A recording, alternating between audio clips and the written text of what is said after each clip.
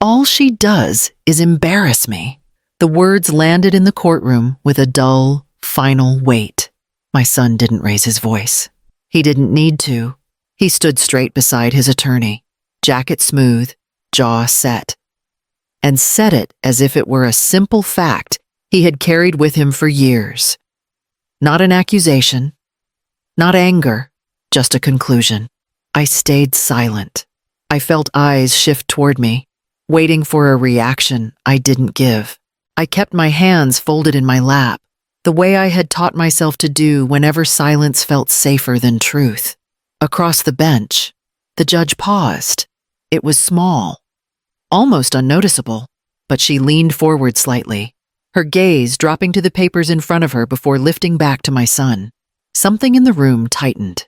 My name is Lyndon Hale. I am 48. I had come to court expecting distance, maybe cold formality. I had prepared myself to hear legal language reduce my life to a few neutral lines.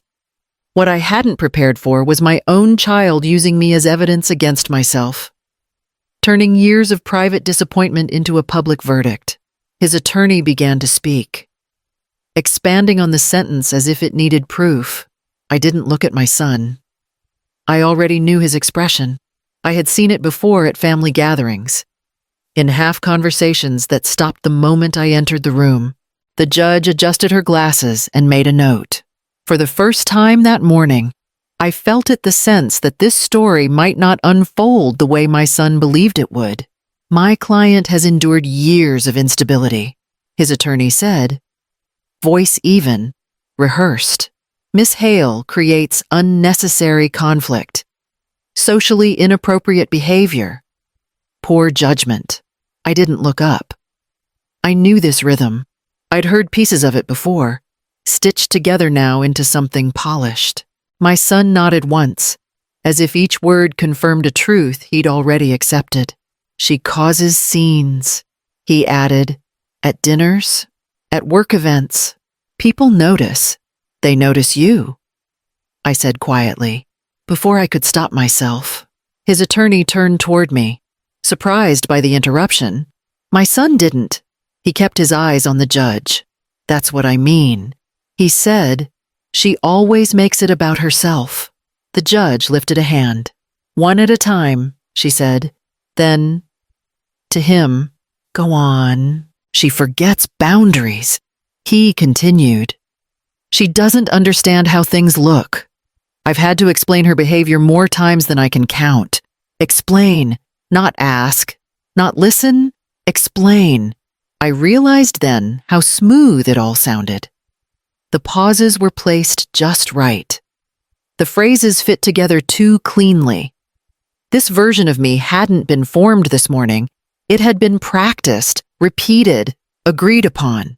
To them, I wasn't a mother, I was a risk. A liability someone had learned to manage aloud. I learned early that silence could smooth things over. Let it go. Mom? My son used to say when his tone sharpened. It's not worth it. So I let it go. At birthdays when he corrected me in front of guests. At dinners when my opinions were ignored until someone else repeated them. I told myself it was temporary, that he was stressed, that good mothers didn't keep score. In the courtroom, his attorney paused. Miss Hale has a pattern of inserting herself where she isn't needed. I felt the familiar pull to explain, to soften it, to make it easier for everyone else. She means well, I started to say, then stopped. No one was asking what I meant. My son shifted in his seat. See, he said, she always has to respond. The judge glanced at me, not impatient, curious. I remembered other moments. Standing in my kitchen years ago, my son frustrated after work. You wouldn't understand, he'd said, already turning away. I had nodded then, too. I had learned that agreeing kept the peace. Even when I didn't know what I was agreeing to, silence had felt like love, like restraint, like being the adult in the room. But sitting there now, listening to my quiet repackaged as instability, I understood the cost. Every time I stayed quiet to protect him, I taught him that my voice didn't matter. Every time I swallowed a correction, I helped write this version of me. The judge tapped her pen once against the desk. I met her eyes briefly, then looked down again. Not out of shame, out of habit. That habit had followed me into this room, shaping how others spoke for me while I remained still. My client has no stable employment history. His attorney said, "She moves from project to project without measurable outcomes." I almost smiled at that. Almost. I've spent the last 12 years working in community housing advocacy in Madison. The kind of work that doesn't come with applause or headlines. I coordinate partnerships. I balance budgets. I sit with people long after meetings end because no one else has the time. I've kept programs alive through grant cycles that required more patience than praise. None of that had ever interested my son. "Do you currently earn an income?" the attorney asked me, finally directing a question my way. "Yes," I said. From the corner of my eye, I saw my son stiffen, just slightly. "And the source of that income?" "Program management and consulting." I answered. "Mostly long-term contracts." He glanced at his notes. "Can you quantify that I manage operating budgets ranging from $100,000 to just under $2 million, I said, keeping my voice steady. My son turned then, his expression flickering with something close to surprise. Not pride, not concern, just unfamiliarity. "You never mentioned that," he said. "You never asked." I replied. The judge looked up from her notes. "Ms. Hale," she said, "how long have you been doing this work?" 12 years. I said, "Consistently." My son let out a short breath. "She volunteers." He said quickly, "She's always volunteered." "That's not the same thing." "It's paid," I said. "It's structured. And it's audited." He frowned, as if trying to place a memory that didn't exist. He'd never visited my office, never asked what my days looked like. When I'd mentioned deadlines or funding cycles in passing, he'd changed the subject. "This is the first I'm hearing of any of this," he said, turning back to the judge. I watched that sentence land between us, not as an accusation, as proof. For years, I had lived a full professional life just outside his line of sight. Not hidden, simply ignored. And now, in a courtroom, the gap between who I was and who he believed me to be had finally become visible. The judge didn't look at my son when she spoke next. She flipped a page, then another, slow and deliberate. "Counsel," she said, "you've described Ms. Hale as financially unstable." "Yes, Your Honor," his attorney replied quickly. The judge nodded once. "Then help me understand these documents." He hesitated. "Just a fraction. Enough to notice." She continued. "According to the records before me, Ms. Hale has maintained continuous contracts for over a decade. Her income appears consistent. Her accounts show no pattern of debt accumulation." My son shifted in his chair. "That doesn't mean she's responsible." He said, "She's unpredictable." The judge finally looked up. "Unpredictable how?" He opened his mouth, then closed it. His attorney stepped in. "Your Honor, responsibility isn't only financial, it's behavioral." The judge set the file down, resting her hand on it. "Behavioral," she repeated. "Because the behavioral assessments included here tell a different story." The attorney's fingers tightened around his pen.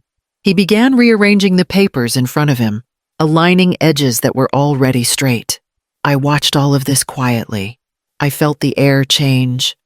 Not dramatically, but decisively. The certainty my son had carried into the room was thinning. "Ms. Hale," the judge said, "you've been described today in very absolute terms." I nodded, unsure where this was leading. She glanced back at the file.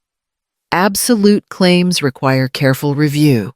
My son leaned toward his attorney and whispered something I couldn't hear.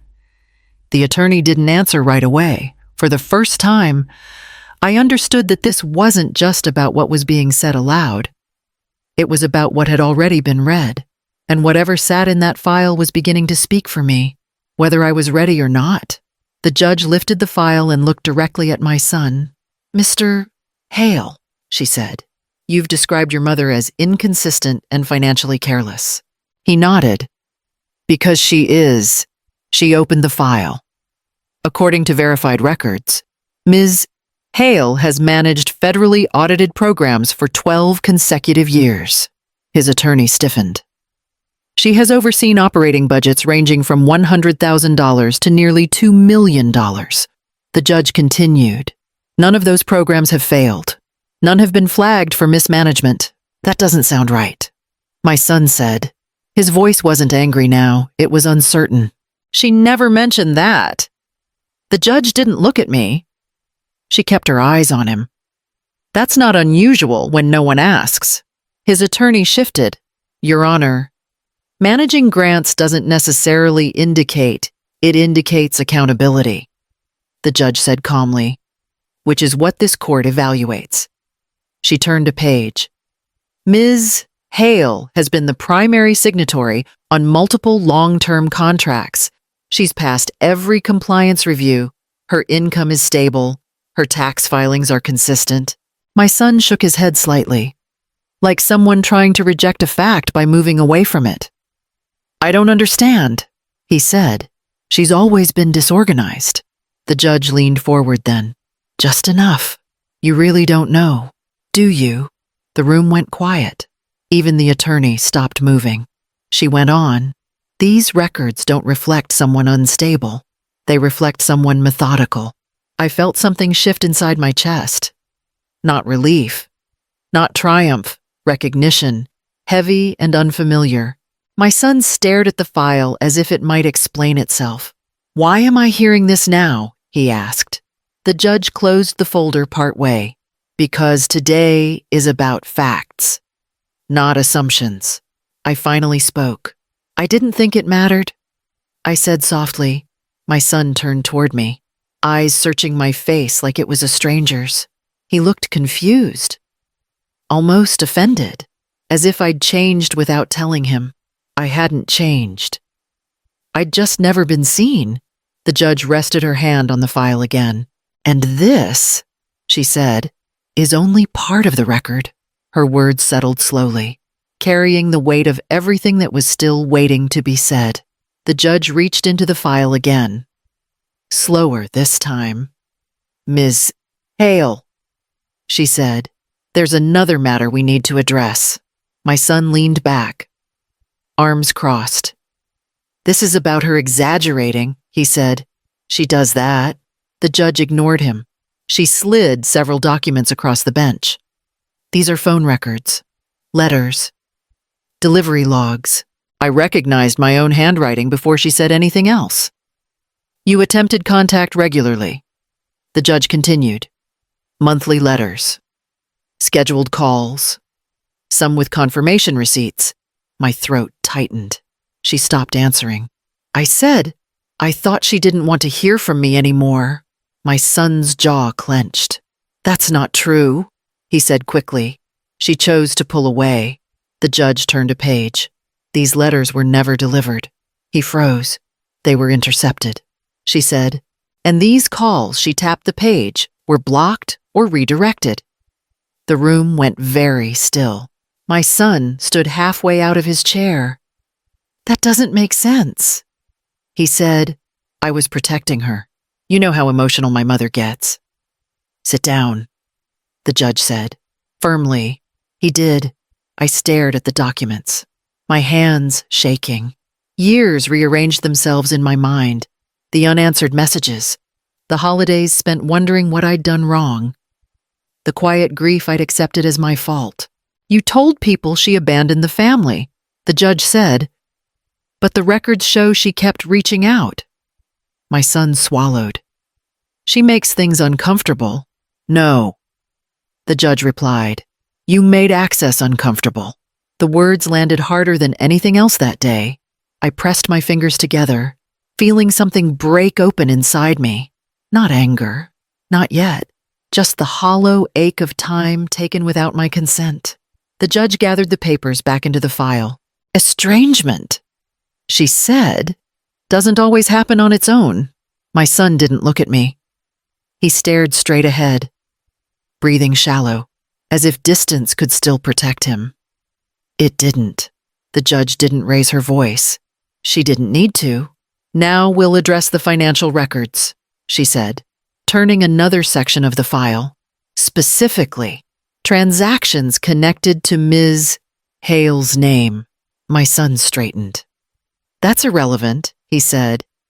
She's never handled large sums. The judge looked at him steadily. She has. Just not in the way you think. She slid a document forward. These accounts were opened using Ms. Hale's identification. Authorizations were signed in her name. I leaned forward before I realized it. I didn't open those. I said, I know, the judge replied. That's why we're here.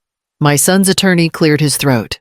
Your Honor, are you suggesting fraud? I'm stating misuse, she said, repeated and documented. She read aloud. Each line measured. Funds redirected from contracted payments. Withdrawals timed around reporting deadlines. Signatures matching Ms. Hale's name, but not her handwriting. My son shook his head. She told me to handle things. He said quickly, she didn't want the stress. That's not true, I said. My voice surprised me. It was steady. I never gave you access. The judge turned another page. There are also credit applications submitted under Ms. Hale's identity for amounts totaling $150,000. I felt the number land in my chest. My son laughed once. Sharp and short. That was for family expenses, for expenses you controlled. The judge corrected. And debts she carried. The attorney's pen stopped moving. These actions affected her credit standing for years. The judge continued. They limited her ability to secure independent funding. Memory flooded in. The loan rejection letters. The partners who suddenly stopped returning calls. The quiet shame I'd accepted without understanding its source. You told people she was unreliable, the judge said to my son.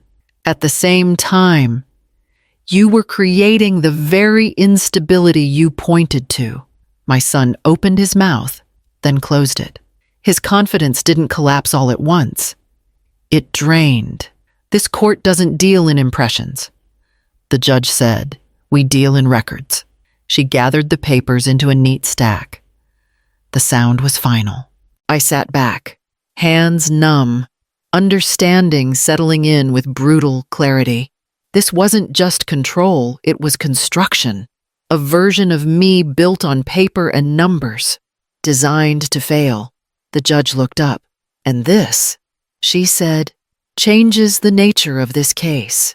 My son stared at the table. For the first time, he said nothing. My son pushed his chair back and stood. This is being taken out of context, he said. Everything I did was to keep things running. She wouldn't have managed the pressure. The judge didn't respond right away. She waited. I handled the finances because she asked me to. He continued. She's never been good with confrontation. His attorney finally spoke. Careful. Your Honor, intent matters. Yes. The judge said, it does. My son turned toward me, voice rising. You benefited from it. He said, you lived comfortably. You had support. None of this would have been possible without me stepping in. I remained seated. I felt the urge to explain, pass, and disappear. The judge leaned forward. Mr. Hale, she said, support doesn't involve forging access. Assistance doesn't involve damaging someone's financial standing. She wouldn't be where she is without the foundation I gave her, he said, reaching for something familiar. I raised her. I taught her responsibility. The judge's tone hardened. You obstructed her independence, then pointed to the obstruction as proof of incompetence. Silence spread across the room. You claimed your mother embarrassed you, the judge continued. But embarrassment is not a legal standard. Control is... My son swallowed. I was protecting the family. No, she said. You were protecting your narrative. She turned to his attorney. Counsel, I suggest you advise your client to sit down. He did. I watched my son's shoulders drop, his certainty gone. He looked smaller now. Not because he'd been humiliated, but because his version of reality no longer held. The judge gathered the file. This court will not reward manipulation, she said, nor will it punish restraint. I didn't speak. I didn't need to. For the first time in that room, the truth stood on its own. And no one questioned it. The judge spoke with the same calm she'd used all morning. The record supports Ms. Hale's position. The court affirms her rights in full. The misuse of access and funds is noted and will be addressed separately. My son didn't look up. His attorney placed a hand on his arm. Firm but quiet. You need to listen now, he said. I understand, my son muttered, though it sounded more like habit than acceptance. The judge turned to me. Ms. Hale, you're not required to say anything further. I nodded. My voice had done enough living for one day. As the clerk read the next steps, my son finally spoke again. So that's it, he said. You're just going to walk away. I met his eyes. I'm going to walk forward, I said, without explanations. He opened his mouth, then closed it. There was nothing left to argue. Control needs noise to survive. Outside the courtroom, he waited as if expecting something else from me. An apology? A truce? A promise to smooth things over? I won't punish you, I said quietly, but I won't protect you from the truth either. He looked smaller then, not defeated, just exposed. I turned and left before either of us could undo the moment. Later, alone. The quiet felt different, not empty, earned. There's a lesson people don't like to hear. Dignity isn't loud. It doesn't prove itself. It doesn't chase understanding from those who benefit from misunderstanding you. I spent years thinking love meant endurance. Today taught me that love without boundaries becomes permission. If this story resonated with you, take a moment to like the video or leave a comment. If you've lived through something similar, your voice might help someone else feel less alone. And if you want more stories about quiet strength and earned peace, consider subscribing. I didn't leave the courthouse with celebration or revenge. I left with something steadier. I kept my name, I kept my work, I kept my future, and for the first time in a long while, I didn't feel the need to explain why that was enough.